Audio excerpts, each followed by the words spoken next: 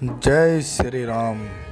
सभी राम भक्तों को मेरा सादर प्रणाम। आज हम श्री जगन्नाथपुरी की रथ यात्रा कब शुरू होगी, महाभोग क्या है, पर्यटन स्थल और रथ यात्रा का महत्व व पूजा कब होगी। वीडियो को आगे शुरू करने से पहले सभी राम भक्त आपके अपने YouTube channel my Guru my power को सब्सक्राइब कर लें, लाइक कमेंट और शेयर, साथ में बेल आइकन भी दबा दें जिससे हमारी आने वाली सभी वीडियो की जानकारी आसानी से मिल सके। 8 जुलाई 2021 मासिक शिवरात्रि, 9 जुलाई 2021 अमावस्या तिथि, 11 जुलाई 2021 गुप्त नवरात्रि प्रारंभ, 12 जुलाई 2021 श्री जगन्नाथ जी रथ यात्रा प्रारंभ होगी। जगन्नाथ रथ यात्रा के लिए रथ तैयार कर रहे मजदूरों को कहना है कि तल ध्वज के रथ में 14 पहिए हैं, नंदी घोष के रथ में 16 और देवललन के रथ में 12 है। बता दें कि इस वर्ष जगन्नाथपुरी रथ यात्रा 12 जुलाई को शुरू होगी तथा 20 जुलाई को समाप्त होगी।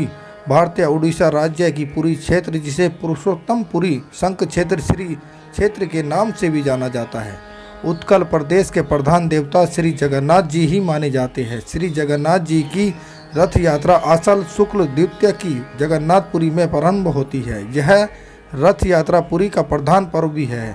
इसमें भाग लेने के लिए, इसके दर्शन लाभ के लिए हजारों लाखों की संख्या में बाल, वृद्ध, युवा, नारी देश के सुदूर प्रांतों से आते हैं। कहते हैं कि राजा इंद्रधुमन जो सपरिवार नीलाचल सागर उड़ीसा के पास रहते थे, उनको समुद्र में एक विशाल कष्ट दिखा। राजा के उससे विष्णु मूर्ति का निर्माण कराने का निश्चय करते ही वृद्ध बढ़ाई के रूप में विश्वकर्मा जी स्वयं प्रस्तुत हो गए। उन्होंने मूर्ति बनाने के लिए एक शर्त रखी कि मैं जिस घर में मूर्ति बनाऊंगा उसमें मूर्ति के पूर्ण रूपेण बन जाने तक कोई न आए। राजा ने इसे मान लिया। आज जिस जगह पर श्री जगन्नाथ जी का मंदिर है, उसी के पास एक घर के अंदर भी मूर्ति निर्माण में लग गए। राजा के परिवारजनों को यह ज्ञात न था कि वह वृद्ध बढ़ाई कौन है। कई दिनों तक घर का द्वार बंद रहने पर महारानी ने सोचा कि बिना खाए पिए वह बढ़ाई कैसे काम कर सकेगा। अब तक वह जीवित भी होगा या मर गया होगा। महारानी ने महाराजा को कहा, अपनी सहज शंका से अवगत कराया। महाराजा के द्वारा खुलवाने पर वह वृद्ध बढ़ाई कहीं नहीं मिला, लेकिन उसके द्वारा अर्ध निर्मित श्री जगन्नाथ, सुभद्रा तथा बलराम की काष्ठ मूर्तियाँ वहाँ पर मिली। महाराजा और महारानी दुखी हो उठे, लेकिन उसी क्षण दोनों ने आकाशवाणी सुनी, व्यर्थ दुखी मत हो, हम इसी रूप में रहना चाहते हैं। मूर्तियों को द्रव्य आदि से पवित्र कर स्थापित करवा दो। आज भी वह अपूर्ण और अस्पष्ट मूर्तियाँ पुरुषोत्तमपुरी की रथ यात्रा और मंदिर में सुशोभित व प्रतिष्ठित है। रथ यात्रा माता सुभद्रा के द्वारका भ्रमण की इच्छा पूर्ण करने के उद्देश्य से श्री कृष्ण व बलराम ने अलग रथों में बैठकर करवाई थी। माता सुभद्रा की नगर भ्रमण की स्मृति में यह रथ यात्रा पुरी में हर वर्ष होती है। महाप्रसाद का गौरव, श्री जगन्नाथ जी के प्रसाद को महाप्रसाद माना जाता है, जबकि अन्य तीर्थों के प्रसाद को सामान्यतः प्रसाद ही कहा जाता है। महाप्रभु वल्लभाचार्य की निष्ठा की परीक्षा लेने के लिए उनके 81 वर्ष के दिन पुरी पहुंचने पर मंदिर में ही किसी ने प्रसाद दे दिया। महाप्रभु ने प्रसाद हाथ में लेकर स्तवन करते हुए दिन के बाद रात्रि भी बिता दी। अगले दिन द्वादशी को स्तवन की समाप्ति पर उस प्रसाद को ग्रहण किया और उस प्रसाद को महाप्रसाद का गौरव प्राप्त हुआ।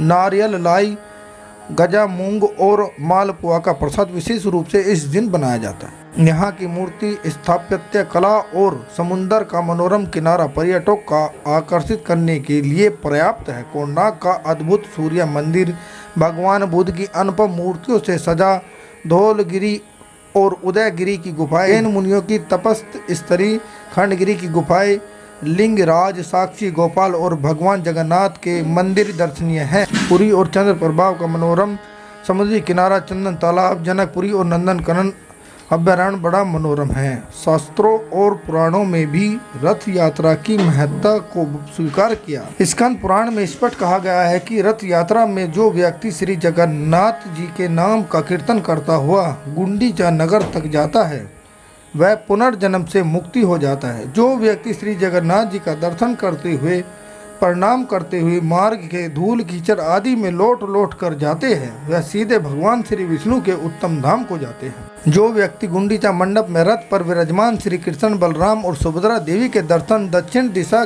को आते हुए करते हैं, वे मोक्ष को प्राप्त होते हैं।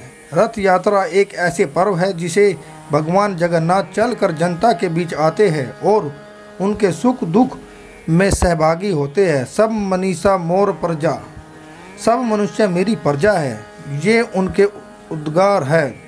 भगवान जगन्नाथ तो पुरुषोत्तम हैं, उनमें श्री राम, श्री कृष्ण, बुद्ध, महायान का शून्य और अद्भुत का ब्रह्म समावित है। उनके अनेक नाम हैं, वे पतित पावन हैं। धन्यवाद। जय श्री राम।